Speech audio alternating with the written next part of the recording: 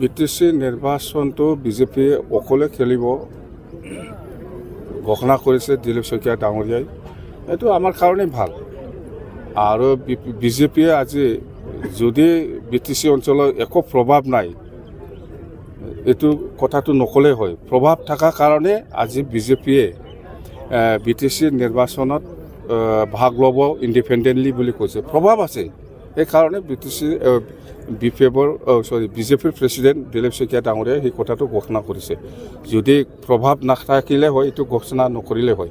ইউপিপিএলটো zero', মুঠতে BPF 1 number, ছেকেণ্ডতে বিজেপিৰ প্ৰভাৱটো আছে বিটিসি অঞ্চলত। কথা এইটো চবেই জানে।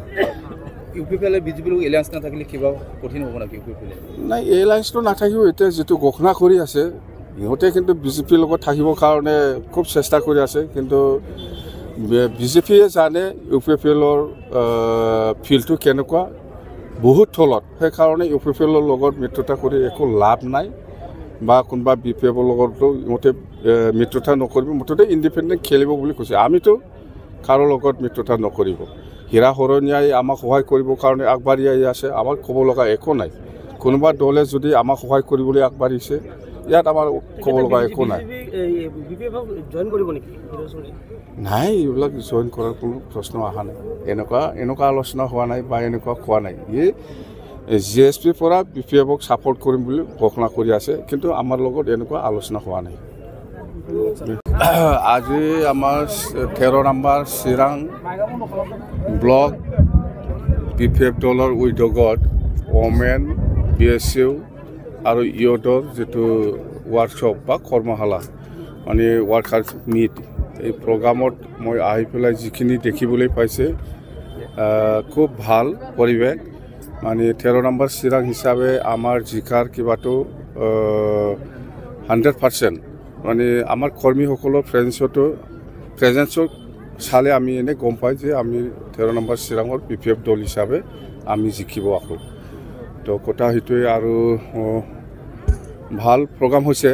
এনেকুৱা প্ৰগ্ৰাম চব সমষ্টিত হৈ আছে। আমাৰ ইয়দৰ বা BSU আৰু ওমেনে লিড লৈ আছে এইটো চেণ্ট্ৰেল কমিটিৰ পৰা। আৰু ভাল প্ৰগ্ৰাম অহাকালিও নিশ্চয় আছে। মুঠতে 2025 ছেপ্টেম্বৰ মাহত যিটো নিৰ্বাচন হ'ব, এই নিৰ্বাচনত 13 নম্বৰ চিৰাং হিচাপে আমি জিকিম। আৰু বিপিএফ দল হিচাপে গোটেই শ্ৰীৰামপুৰৰ পৰা আৰম্ভ কৰি ফাৰ্ষ্টনে চেৰপাং মাজবাটলৈকে আমাৰ দলৰ পজিশ্যন 1 নম্বৰত আছে। মুঠতে আমি আজিৰ দিনত 25টা থলত নাপায়, 25টা মিনিমাম হ'লে 25টা, আমি ইয়াত বেছিও হ'ব পাৰে, কিন্তু 25টা থলত আমি নাপায়। চৰকাৰ হোৱাটো কাটাং। আৰু আজিৰ দিনত প্ৰমোদ বড়ো ডাঙৰীয়াই যিবিলাক শ্লোগান দি আছে, আমাৰ বিটিসি বাকী ৰাইজৰ বহুত কাম কৰাৰ যিটো শ্লোগান দি আছে বা মিছন ভিজন দেখা আছে, এইবিলাক টোটেলি ফেইলাৰ। সি মিছা কথা কয়। আৰু তাৰ যিটো কাম কৰাৰ যিটো আয়ু বিটিসিত, শিৱৰ যিটো ক্ষমতা, এই শিৱৰ ক্ষমতাটো 31 মাৰ্চত শেষ হ'ব। সি একো ফাইল, একো মুভমেণ্ট কৰিব নোৱাৰে, একো নতুন চেংচন দিব নোৱাৰে, একো নতুন এপ্ৰুভ কৰিব নোৱাৰে, ৰিলিজো কৰিব নোৱাৰে। মুঠতে 31 মাৰ্চটো তাৰ লাষ্ট কাগজে পত্ৰময় ইয়াৰ কিবাটো, আৰু পিছত আৰু নচলিব। মুঠতে এপ্ৰিলটো নতুন বছৰ বুলি আপোনালোকে চবেই জানে। মানে ফাইনেন্সিয়েল ইয়াৰটো এপ্ৰিলৰ পৰা হয়, নতুন বছৰ ফাইনেন্সিয়েল ইয়াৰ। ইয়াৰ কাৰণে ইয়াৰ 31 মাহটো লাষ্ট হৈ গ'ল। 5 বছৰ ফাইনেন্সিয়েল ইয়াৰটো সি কাম কৰিলে, 6 বছৰটো কেতিয়াও নাপায়, আপোনালোকে জানে। মুঠতে নতুন ফাইনেন্সিয়েল ইয়াৰ যিটো 25-26ৰ যিটো নতুন ফাইনেন্সিয়েল ইয়াৰৰ যিটো পইচা, সেইটো কোনো স্কিম এপ্ৰুভ কৰিব নোৱাৰে ইয়াৰ এগেইনষ্টত, আৰু চেংচনো দিব নোৱাৰে বা ৰিলিজো কৰিব নোৱাৰে। বিটিসিত নতুন আঞ্চলিক দল গঠন হোৱাৰ কুচকাৱাজ চলি আছে। নাই, আমাৰ বিটিসিত হয় না অসমৰ হয় না ইণ্ডিয়াৰ হয়, আমাৰ ক'ব লগা একো নাই। এইটো চবৰে কিবা আছে, কি বুলি কয়, এইটো অধিকাৰ আছে। নতুন ৰাজনৈতিক দল খোলা চবৰে অধিকাৰ আছে। খুলিব, আমিও শুনি আছোঁ। বিপিএফ দলৰ কোনো ক্ষতি